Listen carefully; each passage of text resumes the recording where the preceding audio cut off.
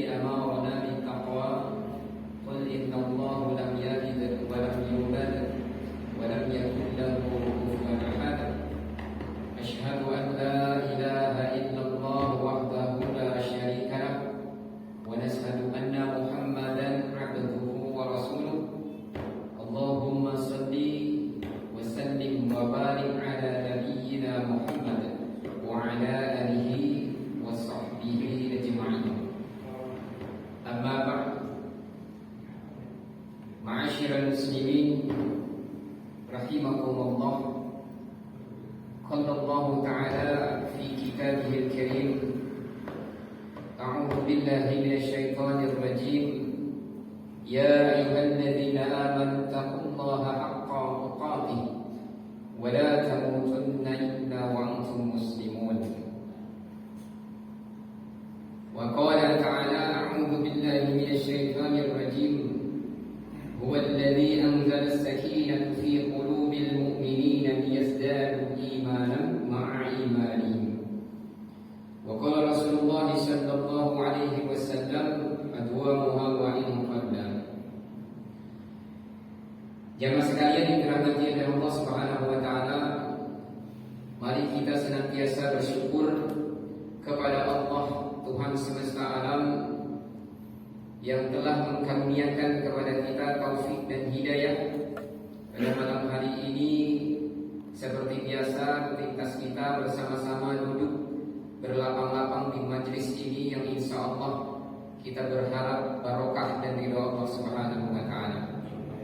Salawat dan salam kita haturkan kepada junjungan kita baginda Nabi Muhammad sallallahu alaihi wasallam, kepada para sahabat, keluarga dan tentunya kita selaku pengikutnya yang insya Allah kita mengharapkan syafaat di yaumul kiamat kelak, dan insya Allah Rasulullah SAW akan memberikan syafaat kepada kita semua. Amin. Jemaah sekalian yang dirahmati oleh Allah Subhanahu wa taala, malam hari ini tanpa terasa dari waktu ke waktu kita telah melewati bulan Rabiul Awal dan kita sudah memasuki hampir separuh dari bulan Rabiul Akhir.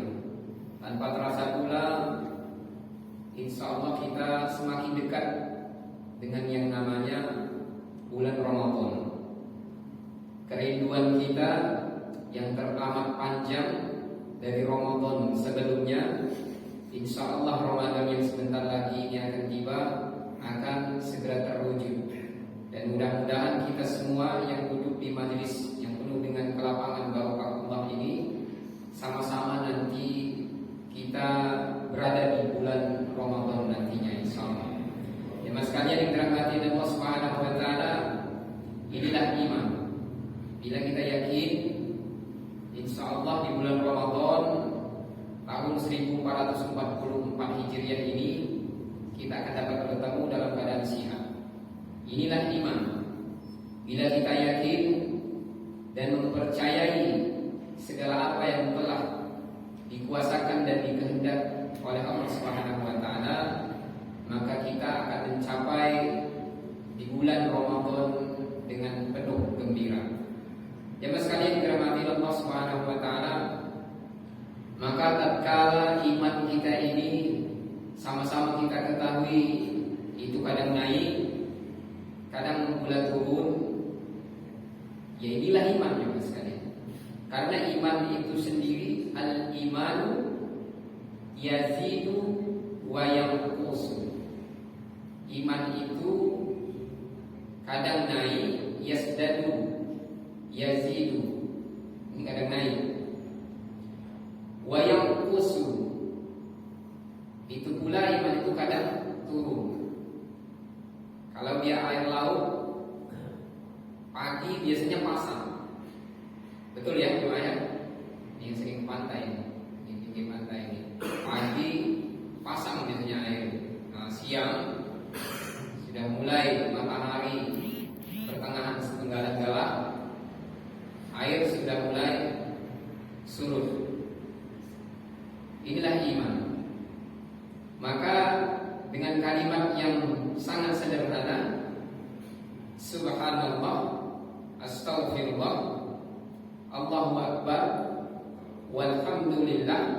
sampai yang tertinggi adalah la ilaha illallah. Inilah beberapa kalimat secara tingkatan yang dapat menguatkan iman kita. Manakala iman kita sedang surut, maka kita perbanyak subhanallah, astaghfirullah, Allahu akbar, walhamdulillah, la ilaha illallah. Iman ini ukurannya tidak ada ukuran, jemaah sekalian. Karena iman ini tatkala dia naik, maka tak terbendung.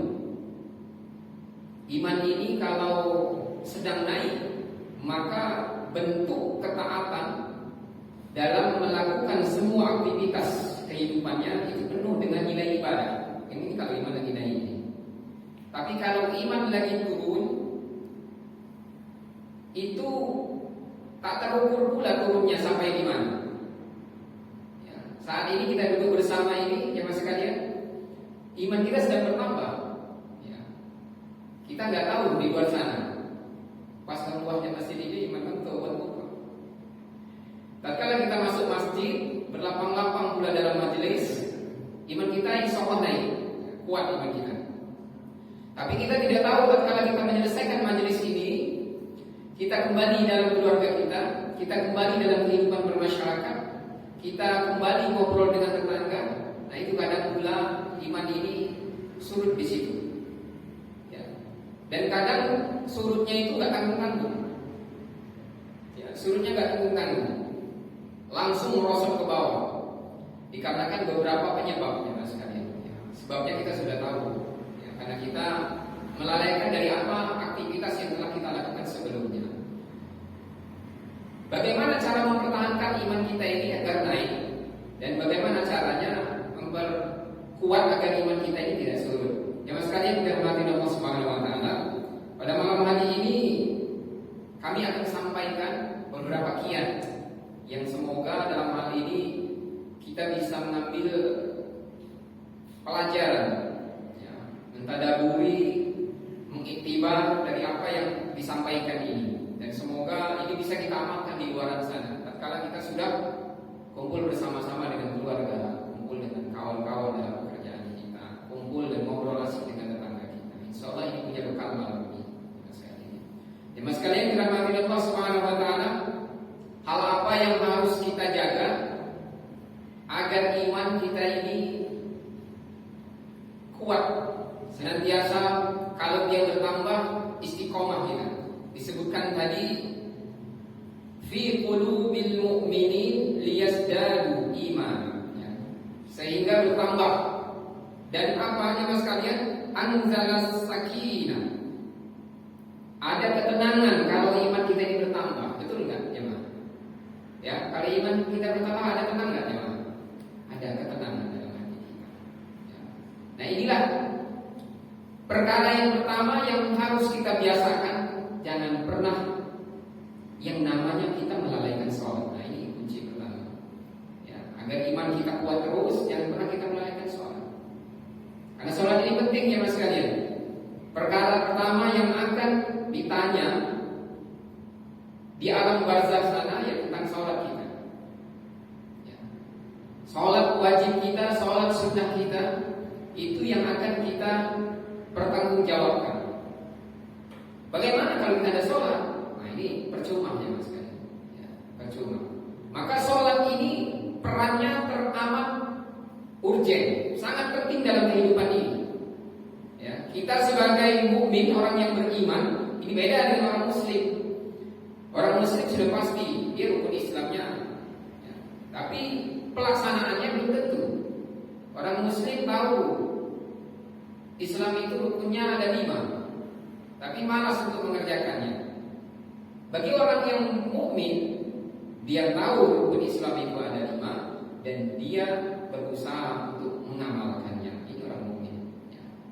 Maka kalau kita berdoa itu, menurut sebagian riwayat itu kalau bisa fil mukminin dulu.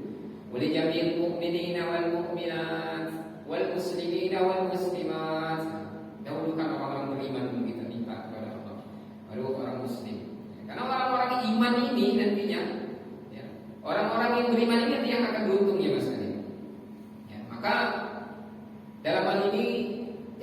Kenapa ya jemaah sekalian kita lalai dengan sholat kita?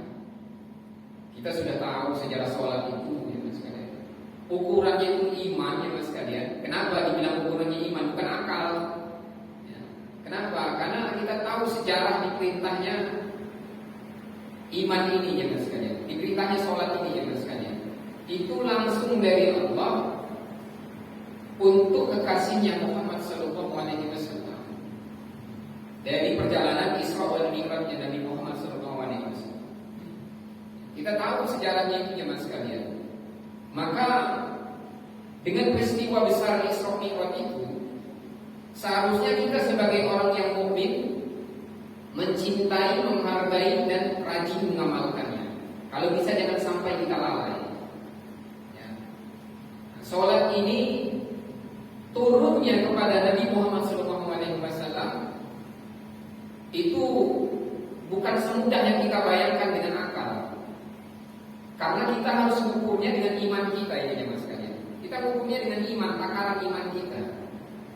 Tatkala Rasulullah SAW sudah transit di Masjidil Aqsa, lalu naik fil Mi'raj, naik ke atas, kemudian sampai di Sidratul Muntaha. Dari sekian banyak tempat-tempat yang Rasulullah SAW singgahi bersama malaikat Jibril, lalu Rasulullah itu menerima perintah sholat dari Allah Subhanahu Wa Taala ini dalam keadaan duduk di antara dua sujud. Ketika Rasulullah SAW bertemu dengan Allah, apa yang disampaikan oleh Rasulullah? Ya, seperti yang kita baca dalam doa, duduk di antara dua sujud. Tahiyatul tasyahhud, at-tahiyatu mubarakatuh, sholawatu thayyibatul lillah. Segala kehormatan, segala keberkahan, segala kebahagiaan dan kebaikan bagi Allah. Itu kata Muhammad sallallahu alaihi wasallam kepada Allah Subhanahu wa taala.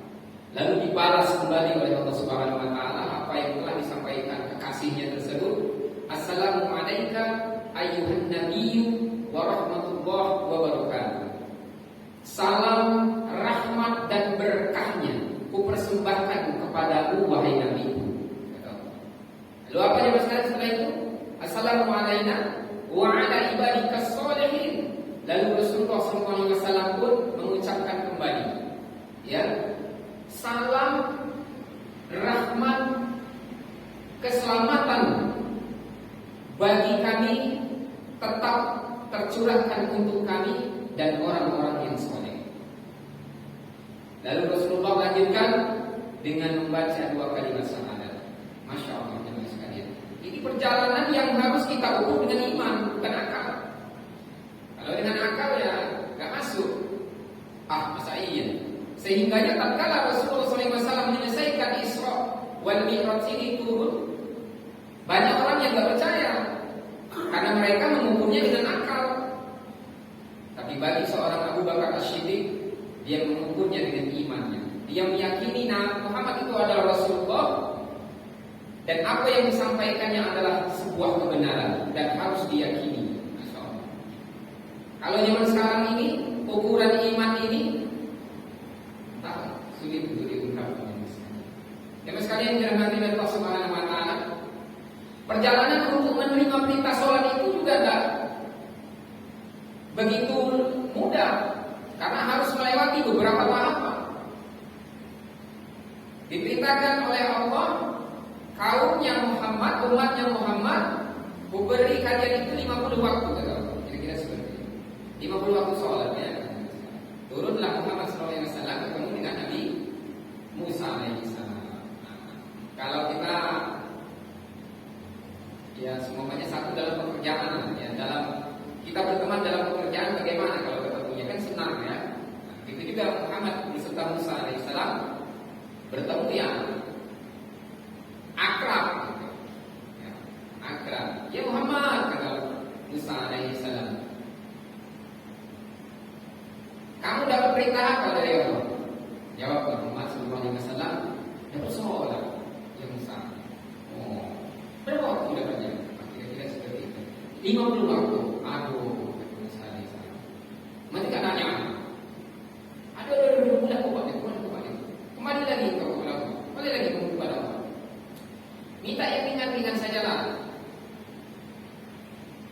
Umatku saja yang kuat-kuat, yang berotot-otot, ya, itu 50 waktu nggak kuat, apalagi umatku yang atlet, antara tulang dan kulit. Umat kita lemah-lemah, udah minta lagi, sana minta lagi dikasih kebijakan agar dikurangi. Ada lagi Muhammad SAW kepada Allah Subhanahu Wa Taala, turun lagi dia ketemu lagi dengan Musa alaihi salam. Ya Muhammad, udah ada berapa potongannya? 45 ya Musa. Waduh, masih terlalu banyak. Minta lagi diringankan. Kembali lagi proses itu yang sekalian hingga 5 waktu. Ketemu lagi dengan Nabi Musa. Ya Muhammad, berapa jadinya? 5 waktu ya Musa. Waduh, jangan. Minta lagi diringankan lagi. Ya Musa, aku kalau kembali kepada Allah Subhanahu Wa Taala, berarti mukaku ini tembok. Makanya mas kalian, dapatlah kita 5 waktu sholat itu. Ya. Tapi kadang-kadang ya mas kalian, 5 waktu itu juga ngoyo kita kerjain. Zuhur dikerjakan, asar lewat, maghrib ketemu kita, isya alamak tidur, capek, kelelahan, hanya lagi subuh. Ya. Maghrib bisa 3, 4, bahkan masya Allah 5 sholat. Isya kurang 1 sholat lagi. Subuh malah cukup. Ya. Dapat kita 1 sholat sudah bersyukur. Jadi terjadi bukan hanya di masjid-masjid yang notabene di kompleks perumahan yang padat, apalagi kalau masjid yang berada di tempat pemukiman yang terpencil, sangat sedikit. Inilah sholat jemaah sekalian. Ya.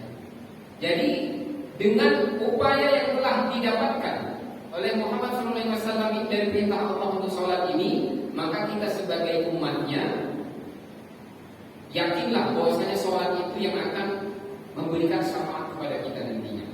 Ya. Yakinlah bahwasanya perintah ini bukan main-main. Kualitas sholat yang telah kita dapatkan sampai dengan detik ini, insya Allah ini akan menjadi saksi bagi kita.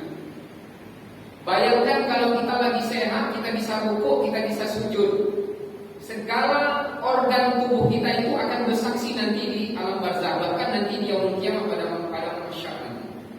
Ini punggungku berkata dia bau, pernah diajak untuk rukuk. Ini jidatku, kepalaku pernah diajak untuk bersujud. Macam mana kalau kita sudah tidur terbaring, tak pernah sholat, lalu kalau aku sholat yang di mata kamu, dia cakap aku bersaksi jidat kan, dia cakap aku bersaksi bahu kan, pinggang kan. Bagaimana mereka mau bersaksi kalau kita selama umur hidup pun tak pernah sholat? Maka sholatlah. Sholat pergi ke masjid atau di mana saja walaupun kancing baju kita belum terkancing dengan baik. Ya maksudnya badai. Lagi pergi ke masjid masih aja buka kancingnya. Kira berani. Gak apa-apa. Pergi dulu ke masjid. Datangi dulu majelis-majelis. Masuk dulu ke masjid sholat. Datangi masjid. Upayakan untuk sholat. Di mana saja kalau tiba waktunya sholat. Walau masih melakukan sebuah keburukan sekalipun. Karena nanti sholat inilah, melalui sholat inilah Allah akan turunkan hidayahnya kepada kita. Ya jemaah sekalian. Nah ini jemaah sekalian. Jadi dari sampai kita subuh, kembali lagi sampai isya, sholat kita jangan pernah kita lalaikan jemaah sekalian. Ya, jangan pernah kita lalaikan. Walaupun kesiangan, walaupun lewat. Subuh lewat setengah 6 dibangunin sama istrinya. Ayah, pijak lagi, bangun lagi. Setengah 6, sudah setengah 6. Waduh, udah siap. Waduh, udah ya daripada ke masjid, jamaah sudah bubar. Udah kita jangan saja di rumah. Oke, buru-buru ngambil wudhu. Sudah tergesa-gesa. Lalu kata dia kepada istrinya, lurus dan rapatkan. Enggak yang enggak suka istrinya. Saya suka yang bengkok-bengkok aja. Jadi istrinya sholat berjamaah, dia jadi istri pula berjamaah di rumah. Ya sudah, ayo kita sholat berjamaah. Jika sudah mulai sholat berjamaah, Allahu Akbar, Bismillahirrahmanirrahim. Karena buru-buru, ayatnya isinya jawab amin. Karena buru-buru. Maka sholat itu jemaah sekalian harus jadi tujuan utama kita dalam hidup ini, agar senantiasa kita jaga dimanapun dan dalam posisi apapun kita harus tetap semangat sholat. Ya, walaupun sholat itu kesiangan sekalipun, asal jangan terlalu sering atau jangan diniatkan kita mau sholat siang. Ya, bangun kesiangan itu karena tidak disengaja, bukan disengaja, karena tidak disengaja. Ya, bangun kesiangan tatkala itu waktu masih segera sholat. Inilah orang yang senantiasa tidak melalaikan sholatnya, jemaah sekalian. Ya, nah ini. Apalagi kalau sholat ini kita ajarkan kepada anak-anak kita, yang nantinya di dalam media sholat ini akan terjadi percakapan anak-anak kita dengan Allah Subhanahu wa Ta'ala. Kekhusyuan sholat itulah yang akan menentukan ketenangan di dalam hidupnya nanti. Bagaimana kalau anak-anak kita ini nantinya juga tidak dibekali dengan sholat? Kalau jauh dari kita, jauh dari orang tua, bagaimana caranya menjaga dirinya? Jadi mas sekalian, semoga ada upaya dari kita untuk senantiasa tidak melalaikan sholat ini, mas sekalian. Ya, insya Allah. Mas sekalian yang dirahmati oleh Allah Subhanahu wa Ta'ala. Lalu berikutnya setelah kita jangan sampai melalaikan sholat, maka berikutnya ini adalah jangan sampai kita meninggalkan majelis-majelis ilmu. Karena di dalam majelis ilmu ini kita bertakarub, bersama-sama kita susun satu visi, satu misi kita untuk mencapai dan menggapai ridho Allah ini dalam majelis-majelis ini. Maka dalam menghadiri majelis-majelis ilmu itu kita harus berlapang-lapang, melapangkan diri kita, meninggalkan segala urusan dunia kita dulu. Untuk apa? Untuk mendapatkan ilmu. Ya, untuk mendapatkan ilmu. Maka alangkah pentingnya kalau kita bermajelis, halakoh. Ya, dari halakoh ini, karena dia bisa melihat wajah ulama. Nah, ya ini majelis ilmu. Karena kalau dalam majelis ilmu ini kita tidak akan bisa lari dari yang namanya syariat-syariat dalam sebuah agama yang menuntun penganutnya itu untuk meraih kebahagiaan di dunia dan di akhirat. Ya. Fas'alu ala dzikrillah in kuntum la ta'lamun. Datangi orang-orang yang berpengetahuan di antara kamu. Datangi majelis-majelis yang ada di sekitarmu. In kuntum la ta'lamun, bila kamu itu tak punya pengetahuan, bila kamu itu tahu apa-apa, datangi. Silakan dibuka Quran surah An-Nahl ayat 63. Ya. Ini firman Allah yang menegaskan kepada hambanya, dan ini firman Allah yang menegaskan kepada Muhammad sallallahu alaihi wasallam. Jadi Allah Subhanahu wa Ta'ala menyampaikan kepada kekasihnya Muhammad sallallahu alaihi wasallam bahwasanya Nabi Muhammad ini diperintahkan oleh Allah untuk belajar dari kisah-kisah sebelumnya, kata Allah. Fas'alu ala dzikri in kuntum la ta'lamun. Jadi Allah memerintahkan Muhammad ini belajar, ya, dari kisah-kisah sebelumnya dan dari orang-orang yang berpengetahuan sebelumnya bila kamu tak mengetahuinya, ya, apabila kamu tidak mengetahuinya. Jadi kita seorang hamba, notabene kalau kita tidak mengetahui sebuah perkara di dalam kehidupan ini, maka kita tanyakan kepada orang yang ahli. Caranya bagaimana? Nah, ini di majelis-majelis ilmu. Karena di dalam majelis-majelis ilmu, walaupun kita tak buka termin tanya jawab, mudah-mudahan apa yang disampaikan ini kalau kita rutin, maka kita akan dapat jawabannya misalnya. Ya. Kalau sekarang ini kita sulit, sudah banyak generasi-generasi muda kita saat ini yang belajarnya ini tidak mau bertatap muka dengan para ulama, dengan para ustadznya, dengan para kiainya. Bahkan jarang sekali bercengkrama, menimba ilmu, belajar adab dalam kehidupan dengan orang tuanya. Jarang sekali bertatap muka, karena dari jauh. Karena sudah sekarang ini bangun lihat HP, kerja lihat HP, nonton TV lihat HP, tidur pula sebelum tidur dia takbir. Sudah banyak sekali generasi kita saat ini yang memang lebih memeluk-elukkan Google untuk menjadi sumber ilmunya. Tidak mau lagi pergi ke majelis-majelis halaqah-halaqah, bahkan mau ke pondok, lagi ke pondok belajar. Dan akhirnya nanti akan banyak generasi-generasi yang nyeleneh nanti. Generasi yang tidak pernah menghadiri majelis ilmu, senangnya itu membuka Google, akhirnya jadi percaya dengan Mbak Google. Generasi yang nantinya akan mengedepankan ukuran akal, bukan ukuran iman. Di santri, ya, waktu saya ikut di majelis di Lombok Barat sana, di pondok, memang santrinya terkenal nyeleneh. Ya ingin muji apa saja, ya dia ingin muji, ya, tapi nyeleneh yang buat orang beli. Kalau seandainya fikih wudu itu kalau saya kentut batal nggak sholat saya? Ini kan pertanyaan yang nyeleneh, apalagi setingkat santri yang sudah pernah diajarkan oleh lurah-lurahnya atau asatid guru-gurunya di situ. Ya, dijawablah sama abang, batal sholatnya. Lalu apa yang harus saya lakukan? Ya wudu, basuh mukamu. Ya di situ bahasa yang nanya, Pak. Kenapa yang kentut itu yang dibasuh malah muka saya, Pak?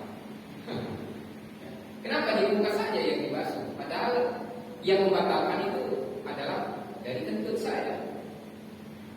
Abah juga nggak mau habis akalnya. Kamu kalau kentut yang malu apanya? Muka saya apa? Kalau kentut yang malu itu adalah pantat kamu, ya maka pantatmu di atas. Itu ada apa? Ya. Nah, jadi santri ini nyeleneh. Ya ingin tahu jawabannya yang pasti dari awal. Bahwasanya kentut itu memang membatalkan sholat. Dan itu adalah fikih wudunya ya berwudu. Kalau kentut keluar angin. Itu jemaah sekalian ya. Nah, jadi ini jemaah sekalian, generasi-generasi yang tidak kita inginkan ke depan ini, yang tidak mau berpegang pada tali-tali Allah, yakni Al-Quran dan hadis, yakni yang tidak mau menghadiri kajian-kajian, majelis-majelis, pondok-pondok, atau belajar tentang ilmu agama kepada orang-orang yang berpengetahuan. Kita khawatir dengan generasi seperti ini jemaah sekalian. Maka kita sebagai orang tua rajin-rajinlah kita menghadiri majelis-majelis ilmu. Ada di dalam majelis ini secara tidak langsung kita akan na'utul ilma darajat. Kita diberikan ilmu, pula dinaikkan derajat oleh Allah Subhanahu wa taala. Jemaah sekalian dirahmati Allah Subhanahu wa taala, berikutnya agar iman kita semakin kuat dapat kita pertahankan adalah jangan sampai kita meninggalkan bacaan Al-Qur'an. Jangan sampai kita tidak mau belajar Al-Qur'an. Kapan dan dimanapun kita upayakan untuk belajar Al-Quran. Jangan belajar sendiri. Kalau kita belajar sama-sama, maka insya Allah akan ada yang memperbaiki kalau kita salah. Sebelum kita boleh belajar sendiri, tetapi kalau mau actionnya, tanya dulu. Ustaz, bacaan saya ini sudah benar nggak huruf-hurufnya? Dan betul nggak? Ini panjangnya pas nggak? Ya, belajar sendiri tapi nanti hubungi Ustaz. Ini benar nggak? Ini benar nggak? Nanti kita belajar lagi bersama-sama.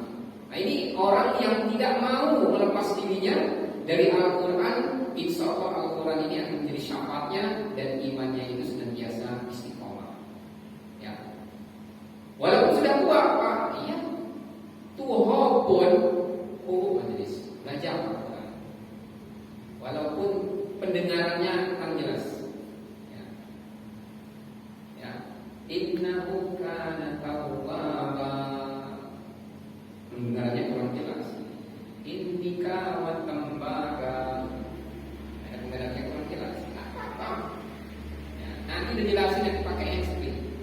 Nanti dibeliin sama Abu Yahya Dialis handsfree agar apa? Bisa dengar. Jadi nggak ada kendala. Ya, nggak ada kendala. Kalaupun kita ini nggak mendengar sekalipun, nanti Allah akan beri hidayah orang-orang yang mencintai orang yang menuntut ilmu. Akan difasilitasi. Yang penting apa? Kemauan besarnya untuk mau belajar Al-Quran. keinginan yang paling besar dalam dirinya untuk tidak jauh dari namanya bacaan Al-Quran. Ya, ini jemaah sekalian. Jadi tatkala kita sudah gemar sekali mendengarkan bacaan Al-Quran, sudah semangat dalam belajar Al-Quran, tapi juga masih terbata-bata, kan bisa kita dijelaskan ya, misalnya 2 pahala kita, kata 2 pahala.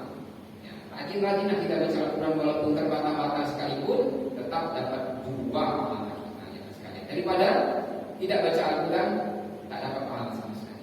Yang sekalian yang dirahmati Allah Subhanahu Wa Taala, mungkin ini saja ya, dari beberapa upaya kita, kiat-kiat kita agar iman kita ini tidak mudah turun. Ya, pertama, jangan pernah kita melalaikan sholat kita.